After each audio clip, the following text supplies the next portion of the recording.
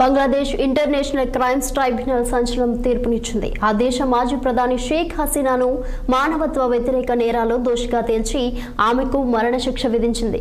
2024 July August జరిగిన ఆందోళనలో 1400 మంది మరణానికి ఆమె ఆదేశాలు కారణమని కోర్టు స్పష్టం చేసింది. కోర్టు తీర్పు కారణంగా ఢాకా నగరంలో హై అలర్ట్ ప్రకటించారు.